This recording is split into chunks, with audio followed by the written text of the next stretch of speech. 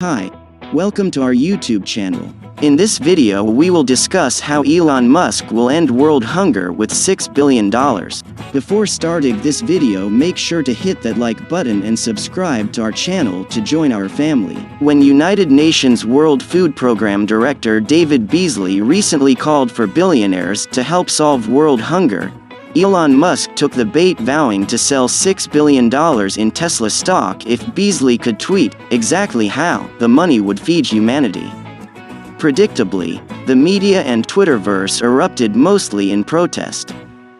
Beasley's provocation was not only defensible, it was necessary, as are big investments from Musk and other private sector leaders. 42 million people are on the brink of famine.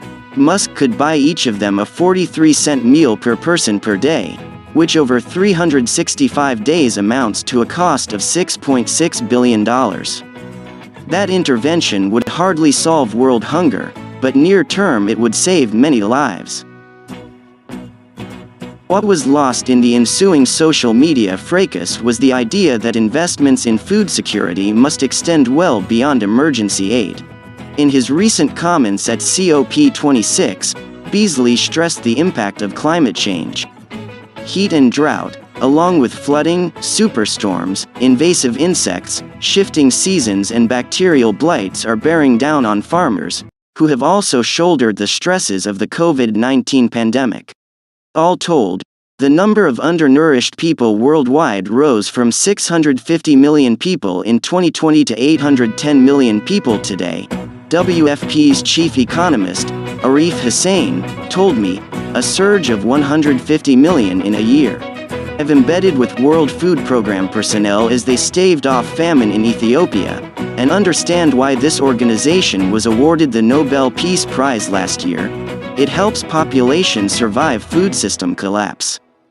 To keep saving lives, the World Food Programme must invest not just in food rations, but in more sophisticated supply chain management, storage facilities, road and bridge building for more efficient aid distribution, and crucially, satellite monitoring and in-field communications technology to track levels of risk. If Elon Musk doesn't want to plow $6 billion into emergency aid, perhaps he'll cash out his Tesla stock to invest in climate-smart innovations that hold tremendous longer-term promise for food security, including AI and robotics technologies that can slash the use of agrochemicals, indoor cropping systems, advances in sustainable fish farming, cellular agriculture, plant-based meats, anaerobic digesters, supplements that can ratchet down methane emissions from livestock, nanotech solutions that can boost crop yields and draw down carbon.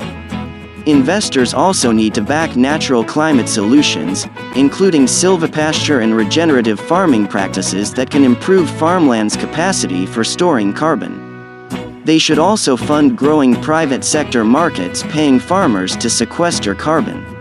In a conversation at COP26 in Glasgow, U.S. Secretary of Agriculture Tom Vilsack told me we're entering a golden era of investment. An extraordinary range of game-changing technologies is coming into play. Vilsack's USDA is planning to invest hundreds of millions in climate-smart agriculture. Figures like Musk, who've led the way in energy and transportation investments, don't yet fully appreciate its potential.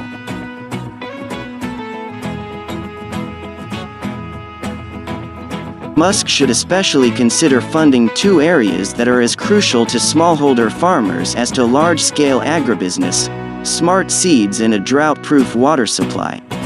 Advanced breeding and gene editing tools like CRISPR can cut the time needed to develop new climate-resilient crop varietals to less than a year, whereas traditional breeding methods can take 8 times that long. Guatemalan farmers are developing, for example, climate-resilient coffee crops. Agronomists in Florida are breeding citrus trees that can endure blights. Californian farmers are scrambling to develop wine grapes and tomato plants that can tolerate heat shock. Musk should also consider investments in blue tech, water innovations that include recycled wastewater, desalination plants, hyper-efficient irrigation technologies and systems in rural and drought-afflicted regions, that include water ponds and solar panel shields over canals that preserve scarce resources. These innovations along with smart seeds can help smallholder farmers survive drought and obviate the need for food handouts. There are good reasons for skepticism around emergency aid. If you give people fish, the adage goes, they will eat for a day. Yet it's no longer true that if you teach people to fish, they will eat for a lifetime. In a warming world, especially in Afghanistan, Ethiopia, Madagascar, Sudan, Yemen and other countries facing famine, there are simply fewer fish to eat along with shrinking habitats.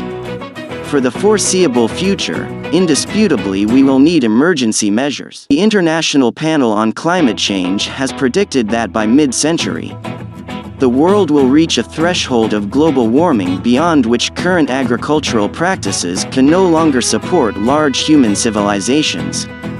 The operative phrase here is current agricultural practices. In the coming decades, what we eat and how we grow it will change radically, and we need everyone on board, the UN and Elon Musk alike, to fund the shift to sustainability. This is it for today. See you in the next video.